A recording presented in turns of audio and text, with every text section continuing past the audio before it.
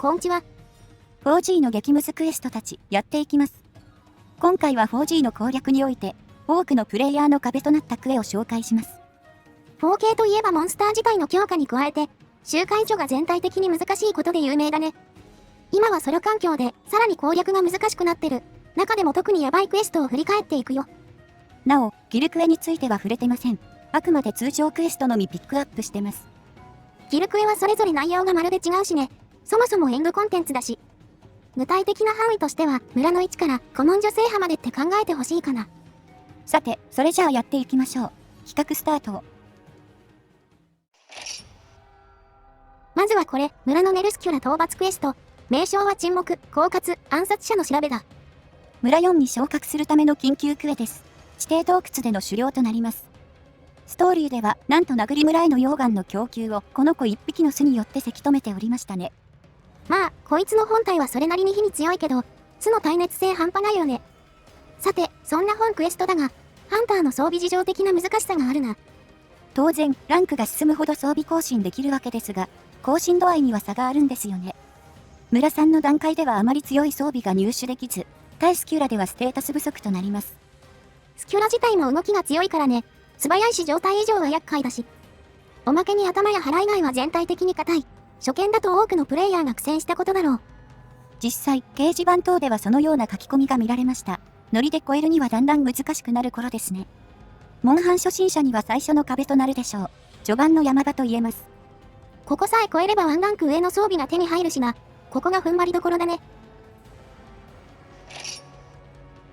さて、続いては2つ連続で紹介してくぞ。別のクエダが似た立ち位置のものだね。まずは集会所のリオレイヤーシュ、現る、星5昇格の緊急クエストです。レイヤー種1頭わかるシンプルなものですが、当時多くのキッズたちの壁となりました。例のフルゴアキッズたちの低い非耐性、レイヤー種との相性が絶望的なんだよね。ゴア系武器の流属性は相性いいんだけど、適切に強化されてるかはまた別だからね。ガイシャカルは村限定ですからね。集会所でキャリーされ続けてると強化できません。そんなわけで当時の緊急レアは地獄絵図、養殖ゆうたくんを焼き尽くしました。当時はキック機能もなかったからね。我々も確かソロで超えたっけな。で、同じくキッズを焼いてたのがこれ。黒き鎧、グラビモスアシュだ。こちらは星6の方の緊急ですね。場所は原生林なんで火山よりはマシです。ただ、なんといってもグラビア種の圧倒的強さ。熟練ハンターでも手を焼いたことでしょう。交代ビームに振り向きビーム。めちゃくちゃアグレッシブになったからな。昔の黒村の脅威なんて、せいぜい何払いくらいだった。強化幅としては凄まじいよね。一応、集会所の星5でそれなりの装備が整うのですが、やはりここでもフルゴアが焼かれていましたね。5は混合がテンプレになってたからね。組み方次第で非耐性はマイナス40を超えるぞ。なわけで壁として有名なこの肉絵だが、4G 以降はそこまでの壁じゃないだろうね。先に村上位で装備を作れますからね。さすがに G 級装備は揃いませんが。簡単な属性特化装備も作れたりするので、当時ほどの壁ではないでしょう。まあ、それでも苦戦はすると思うけどね。この2匹、ベースのモーションが強いからな。4発売から一周したけど、未だに印象深いわこの辺は。さて、次は緊急とかってわけじゃないんだが、我々的に思い出深いクエになるよ。集会所星7、王者たちよ、配列の私服、です。ミラ君クリア後なのでハンターランク70以上で出現。こちらは塔の頂上でレウス3種と戦うクエストです。これのレイヤ版もあります。これ、地味なんだけどかなり難易度高いクエストだよ。多分 MH4 で一番なんじゃないかな。狭くてデコボコしてる地形で、レウス種の2頭同時。めっちゃくちゃやりづらいぞ。4当時、ハンター側の火力にも限界があったので、とにかく制限時間との戦いでしたね。当時ソロで何度時間切れになったかわかりません。発掘に手を出してなかったのでなおさらです。我々、それなりにモンハンうまい自負あったんだけど、クリアできないかもと、マジで焦った覚えあるね。攻略の糸口としては、竜か雷を用意することかな。先行の持ち込みは当然として。原種亜種を竜で一気に削る戦法か、まんべんなく通り、希少種意識の雷か、ですね。これらを揃えた上でも生産ではかなりしんどいです。相手飛びっぱなしですからね。確か、当時は結局ヤマタで攻略したんだっけ。属性もクソもないな。実際総中根が正解だと思いますけどね。ノリで強制的に落とすこともできるし。今となっては特に語ることもないクエですが、当時の苦労は今でも覚えています。あんまり騒がれてなかった印象だけど、他にも苦労したって人いるんじゃないかな。さて、ではここから後半戦、G 級クエストに入っていくぞ。G1 から3度の飯よりドスガレオス。昇格直後から望めるキークエストです。つまり、ほぼ上位装備のまま G 級の2等クエストに挑まねばなりません。4G から復活した砂漠だけど、ドスガレの移動エリアは3つしかないんだよな。うち1つは休眠用で、実質2つだけ、ここを何度も往復してくるぞ。まあとにかく、合流頻度の高いクエでして、ソロで拒否るのはまず不可能です。その上、周りにはたくさんの小型ガレオス。これだけで面倒さが伝わるでしょうか。ドスガレといえば、昔はただ移動が面倒なだけで、本体自体は全く強くなかったが、4G では攻防ともに大幅に強化されてる。シンプルに1モンスとして手強い相手だ。全体的に動きは速いし潜るし、その上攻撃力も普通に高いですからね。G 級最序盤は、採取もそこまで上位と変わらないので、ステータス不足に悩まされます。我々も、1から攻略シリーズでかなり苦労したね。回復薬 G ほぼ使い切ってたからな。せめて上位レギオス武器を強化しておくと、幾分か楽になるかもね。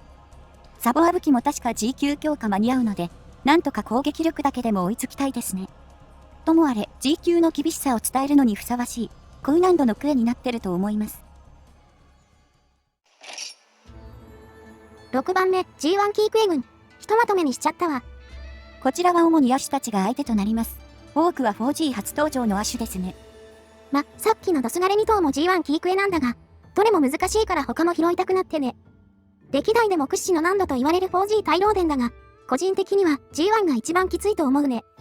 右上にも書きましたが、とにかく繊維火力とモーションが強いんですよね。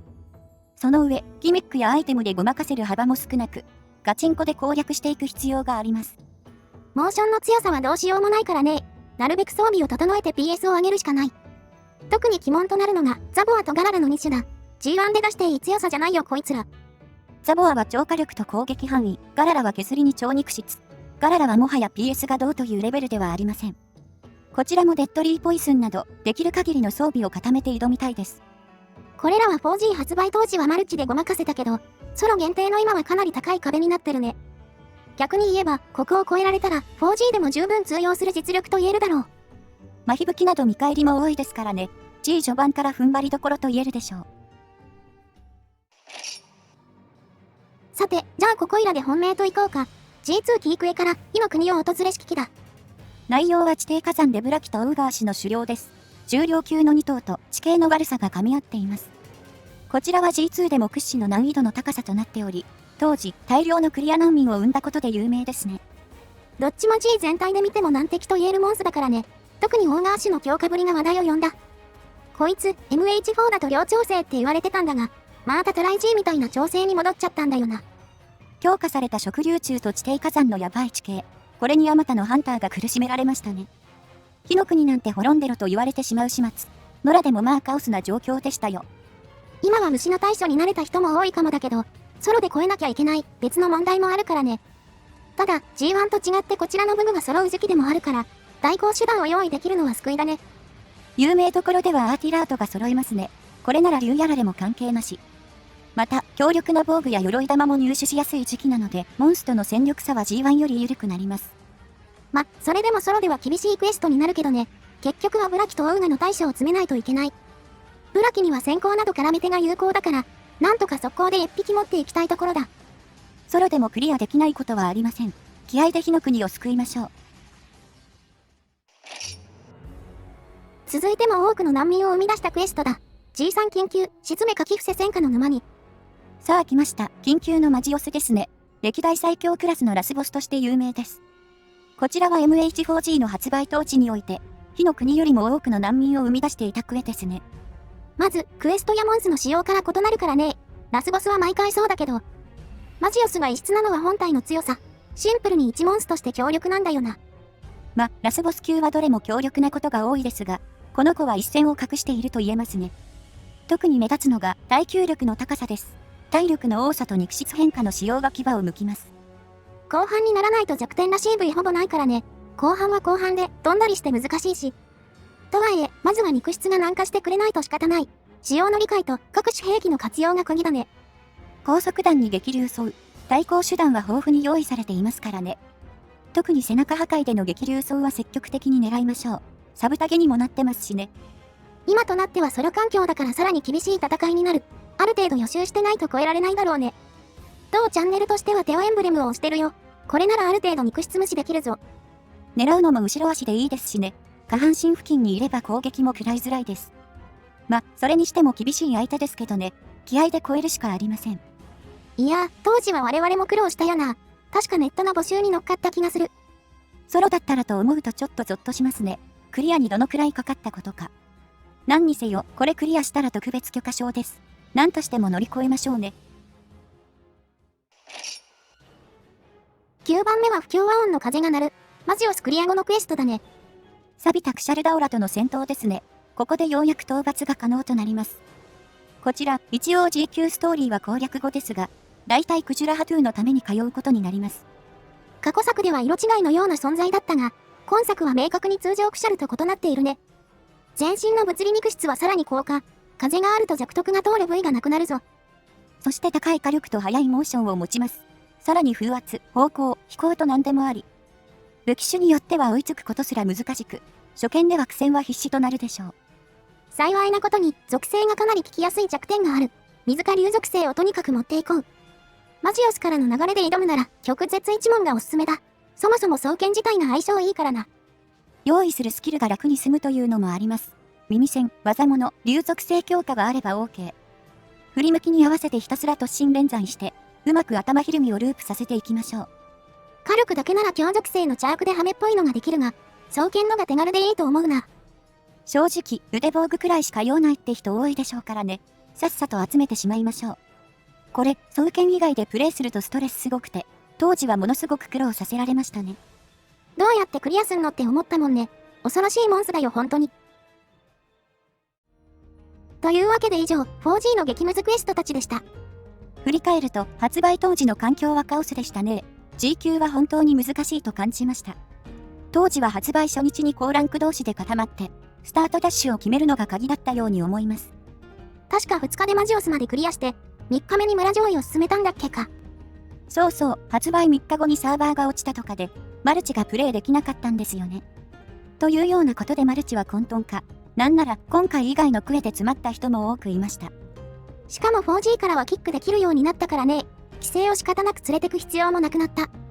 ライト層には二重の意味で厳しい環境だよね。参加するだけでも難しいんだから。そして現在ですが、残念ながらさらに状況は悪化しています。なんせマルチ自体できなくなったからな。ほぼソロゲンっていう厳しすぎる環境。ソロでマジオスまで超えたら本当にすごいと思うよ。今後モンハンで困ることはなくなるだろうね。攻略の鍵は PS の向上と情報収集。特に装備更新には妥協しないことですね。DLC なしでも強力なものは作れるので、なんとか駆け上がっていきましょう。よければ我々の攻略シリーズも見てみてくれ。それなりに装備には手をつけてるから。あれも終わって5ヶ月経ちますか。次の攻略シリーズはどうしましょうね。ほいじゃ、次の動画で。またね。